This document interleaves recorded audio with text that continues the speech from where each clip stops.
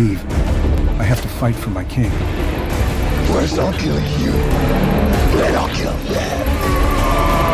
DC actually went on to include Amber Heard in Aquaman 2, especially after all she's done to Johnny Depp. Can you believe it? But what exactly did she do to Johnny, and who is the real victim here? What does Jason Momoa have to say about it? Keep watching this video to find out. It all started after Amber Heard revealed that she was physically abused by Johnny, and while she didn't mention his name, it was pretty obvious as to whom she was referring. But that's not all, because this baseless accusation eventually became a full-blown court case and saw Amber Heard winning the first battle in court. But Amber's win turned out to be one of the very first series of setbacks that Johnny Depp would face in upcoming years. Because Johnny didn't just lose his roles in movies, including his role in the legendary Pirates of the Caribbean, he also disappeared off the face of the filming industry. Why, you might ask? Dude was accused of physically assaulting Amber. Of course, no one would want him to work with him. Johnny went broke and had to sell some of his treasure troves, but lucky for him, before the last straw could break his back, another defamation lawsuit saw Johnny winning not just his former glory, but also $10 million for damages. Things were finally back to normal in Johnny's world, with many celebrities and top companies, including Disney, apologizing for ostracizing him and cutting him out of leading roles. After Amber Heard lost the defamation lawsuit against Johnny Depp, many major production companies decided to pay dust for dust and cut out Amber from all upcoming movie roles. And guess what? DC was one of them. So how did Amber go from having no roles to a chunky role in Aquaman 2? So apparently, it was recently revealed that both celebrities assaulted each other during their marriage, with Amber claiming that Johnny slapped her on numerous occasions and even had her in a chokehold while on drugs. But Johnny denied all these allegations, and even revealed that Amber had once thrown a vodka bottle at him which had sliced through his index finger like butter.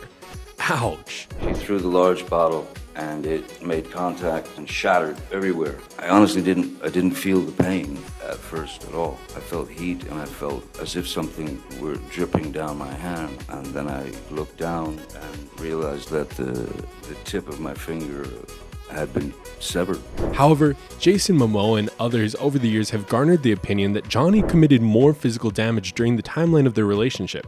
But that doesn't explain why DC reportedly cut Amber's part, only for her to have a major appearance in the Aquaman 2 movie. Truth be told, DC had already concluded the filming before Amber lost her lawsuit, with Amber revealing that they released her from her contract even though she fought to stay in it, and she didn't know how much of the final cut she was actually in.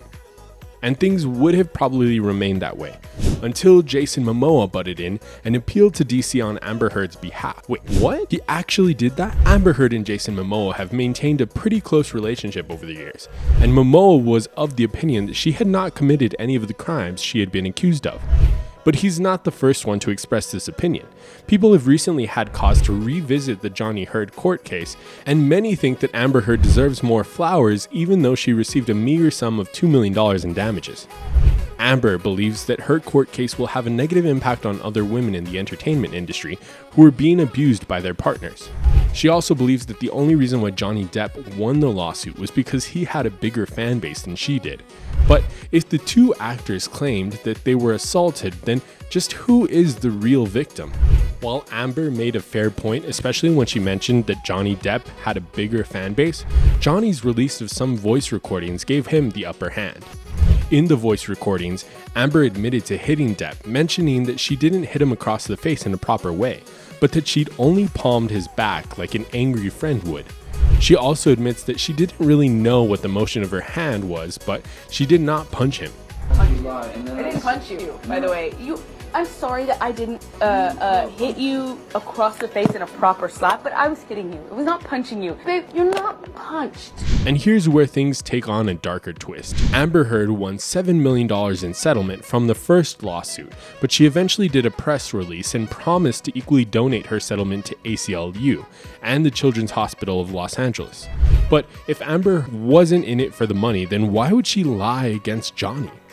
However, ACLU recently revealed that Amber only donated close to half of what was promised, and while Depp's past lovers mentioned that it was uncharacteristic of Depp to hit a person, he also admitted that he had taken substances that Amber had accused him of taking in the past. While many believe that Johnny Depp's assaults on Amber Heard were downplayed, DC fans want what they feel Amber deserves, and they're not afraid to get it. A petition to cut Amber Heard out of the upcoming Aquaman 2 movie has now surpassed 2 million signings.